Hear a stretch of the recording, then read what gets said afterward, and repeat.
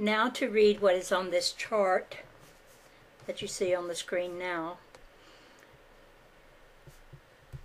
I will read the small print toward the bottom. Exothermal are heat-expelling radiative elements. These elements also generate heat, but in lesser degree. Equithermal elements both absorb and give out heat in same degree. Endothermal are heat-absorbing generative elements. These elements also radiate heat, but in lesser degree. The 6-octave working range. Electrochemical working chart by means of which the chemist may predetermine effects of chemical combination with certainty within the limitations of the simple dimensions. Other charts will cover the complex dimensions. Now I will start the next chapter called The Universal Pulse. All motion is oscillatory. The one living being, of which all nature is a part, breathes the breath of life. Every form in nature is but a unit of the whole, and sustains its appearance of existence through the life-sustaining breathing of the whole. All mass is life. All mass breathes, assimilates, and eliminates the life-giving property of that breathing. The breathing of the universal one is electromagnetic. All life varies in potential, and therefore all life varies relatively in the electromagnetic voltage amperage of its inhalation-exhalation pressures. The breathing of the ant are not of the same dimensions as the breathings of the elephant. They vary vastly one from the other, in time, in pressures, in potential, in temperature, and all other dimensions. The breathing of the sodium atom varies vastly from that of the carbon atom. They differ from each other in their accumulation of potential, as do the ant and the elephant. So also does the breathing of Neptune vary from that of Jupiter or Venus or the Sun in all of its periodicities.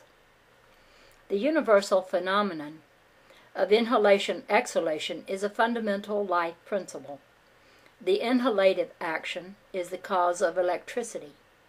It is the generative principle of life, the accumulative principle, the principle of growth, the endothermic principle.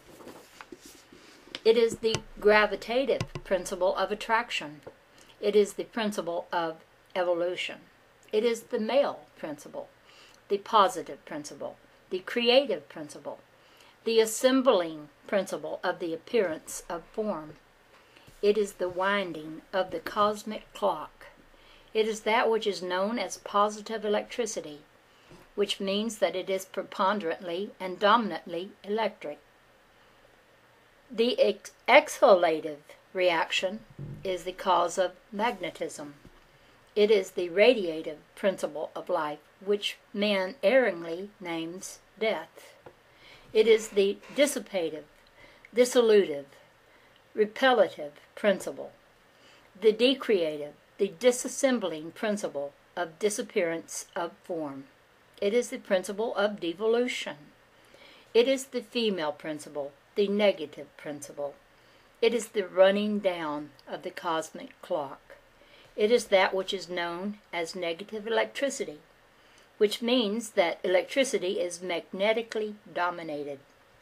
It means less electricity and more magnetism, as positive electricity means more electricity and less magnetism. This is a universe of more and less in all of its phenomena of motion. The electricity of accumulative inbreathing is the more, and the magnetism of separative outbreathing is the less. The gathering together of the more of solidity is the attractive principle of which positive charge is the cause. The dissipation into the less of tenuity is the repellent principle of which negative discharge is the cause. The illusions of motion are many and are hard to detect, and the illusions of attraction and repulsion are especially hard to detect. The universe of motion is an electromagnetic one. The accumulating potential which we know as solids of matter are predominantly electric. The matter of man's concept is electricity. The void of man's concept is magnetism. Solidity is electropositive. Tenuity is electronegative. The alternating in-breathing and out-breathing of the universal constant causes an alternating change in all mass. The universal pendulum swings toward solidity with each inhalation and toward tenuity with each exhalation. These alternate swings of the universal pendulum are referred to in the scientific world by the word oscillations. All phenomena of motion is oscillatory.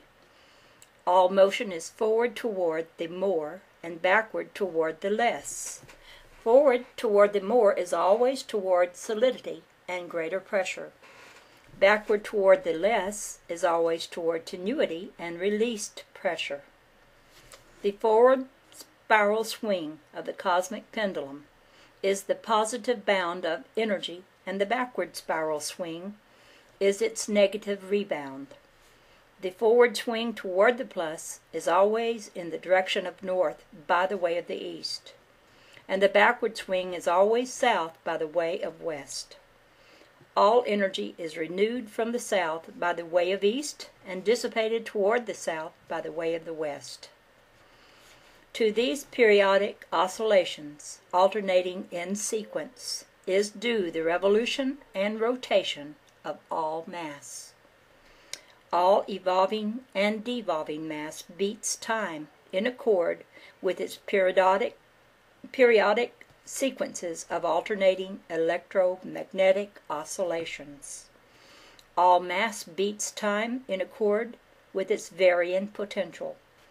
The electromagnetic oscillations of the universe are the heartbeats, the life pulsations of the Universal One.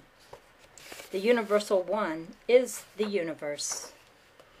In every evolving form, mind, the one creative force, is expressing itself.